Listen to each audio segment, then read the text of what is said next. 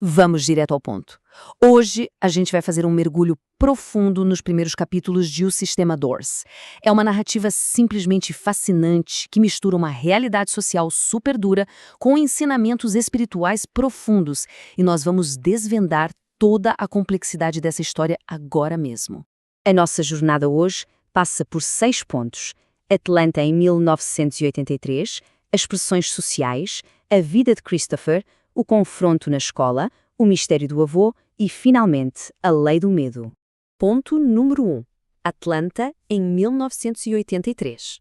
A história nos joga direto para a periferia de Atlanta, na Geórgia, bem no iniciozinho da década de 80. O texto original faz questão de descrever um ambiente denso. Tem uma tensão constante, palpável, que fica borbulhando ali entre os jovens daquelas áreas mais empobrecidas. E é justamente isso que dita todo o ritmo e a urgência do que vai acontecer. E a grande força invisível alimentando essa panela de pressão é a ideologia yuppie, sabe? O jovem profissional urbano. É aquela cultura da ambição material extrema, do sucesso a qualquer custo, que foi massivamente empurrada pela mídia. Essa pressão por dinheiro acabou invadindo até os bairros mais esquecidos e criou um abismo geracional enorme ali dentro. Ponto número 2. As pressões sociais. É genial como o texto constrói o que a gente pode chamar de uma verdadeira cadeia de raiva. E detalhe, ela não começa na escola, ela começa em casa. Vem do ressentimento da mãe, a Helen Smith, que carrega as cicatrizes do abandono e da marginalização. O adolescente Charlene absorve essa dor e transforma numa animosidade racial super forte.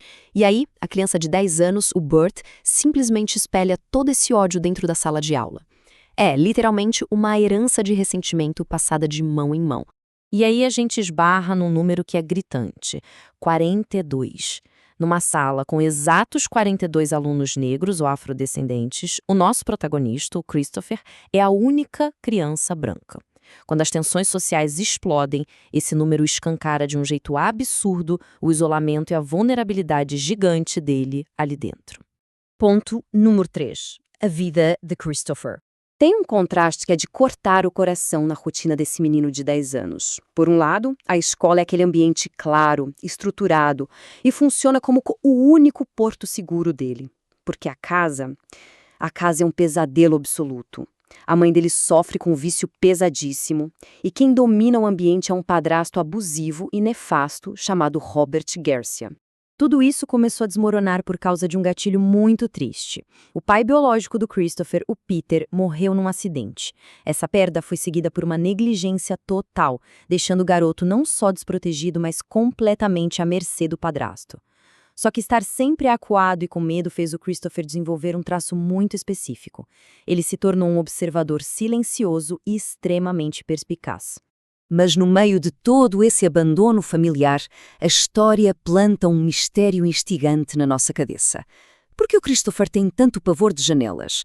A professora dele repara numas fobias muito esquisitas, tipo a compulsão de não pisar em nenhuma rachadura na rua e o medo de ficar perto de vidros na sala de aula. Isso é uma isca perfeita que sugere ou um trauma muito profundo ou até mesmo um tipo de sensibilidade psíquica que ainda não foi explicada. Ponto número 4. O confronto na escola. A escalada até o ponto de ruptura é super rápida. O Bert insulta o Christopher, chama ele de mulherzinha, a sala inteira explode numa gargalhada de deboche implacável. E aí, o impensável acontece. O Christopher simplesmente surta, joga a carteira e espanca o Bert com uma fúria assustadora, o que rende uma suspensão imediata para ele. Mas presta muita atenção nisso. A explosão dele não teve nada a ver com a questão racial. Foi uma válvula de escape para todo aquele trauma que ele engolia todos os dias em casa. E é aqui que se forma um dilema paralisante. Suspenso, ele tem que enfrentar 2 frentes de terror. De um lado, um medo da retaliação violenta do Charlie's Ex e da gangue na rua. Do outro, o pavor angustiante de passar 3 dias trancado em casa sob o controle do padrasto Robert Garcia. É quase uma tortura psicológica, e o medo de ir para casa chega a ser maior do que o da rua. Só que essa fuga culmina no pior cenário possível. Numa quadra de basquete vazia e cheia de sombras, ele acaba esbarrando justamente com o Charlie X e mais 6 membros da gangue. É uma emboscada brutal e unilateral, Eles espancam o menino sem piedade, ao ponto de quebrar os ossos do braço dele. A violência ali é a consequência física de todo aquele ressentimento acumulado que a gente viu antes. Ponto número 5. O mistério do avô. Pausa na violência para a gente olhar para uma figura gigantesca que aparece na ficha do colégio. O avô paterno, Arthur Atkins. Ele não é só um parente qualquer. O texto descreve o cara como um ex-gênio da física universitária que, de repente, mergulhou fundo no misticismo das tradições Cherokee. Ele era uma ponte entre a ciência exata e o mundo espiritual e gastou até o último centavo tentando salvar a esposa doente. A professora Débora vai atrás dessa pista, e a cena ganha um tom bem sombrio. Ela faz uma ligação telefónica para uma antiga vizinha do avô e descobre que o Arthur não está lá para proteger ninguém. Depois de perder a esposa e o filho numa sucessão de tragédias, ele simplesmente desapareceu do mapa sem deixar nenhum rastro. Ponto número 6. E a nossa última parte. A lei do medo. É agora que a história dá uma guinada incrível. Logo depois de ser espancado, o Christopher é encontrado por um cara chamado Simon, um sujeito misterioso de uns 22 anos, super tranquilo, usando uma camisa diferentona com o símbolo de Ouroboros, e o grande lance é que o Simon não tá ali só para dar os primeiros socorros. Ele vê a chance de passar uma lição vital para quebrar os ciclos mentais que estão destruindo aquele menino.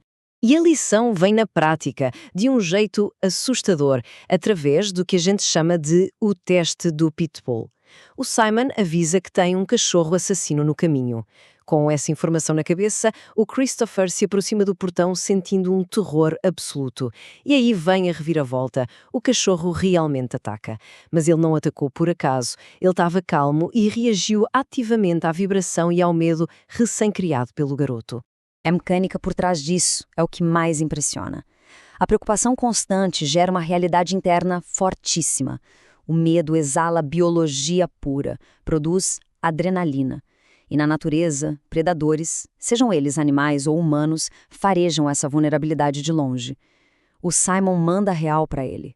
Ao ficar paralisado de tanto pavor do Charlie X, o Christopher se transformou na presa perfeita e, de certa forma, atraiu aquele massacre para a realidade dele. E isso nos traz para a frase que é o pilar espiritual dessa história toda. Tudo aquilo que temos medo, inevitavelmente vem ao nosso encontro um dia. Fugir não adianta porque o universo trabalha com essa dinâmica enigmática. Um dia, a vida exige que a gente encare de frente as nossas maiores fraquezas e temores. É simplesmente implacável. E para fechar a nossa explicação de hoje, eu deixo a provocação no ar. Se essa premissa é real, de que os nossos medos silenciosos moldam diretamente a nossa realidade e vêm atrás da gente, quais fobias profundas e escondidas estão, neste exato momento, desenhando o seu próprio mundo? O mistério do Christopher em um sistema Doors é só a ponta do iceberg. Continuem mergulhando na história para descobrir.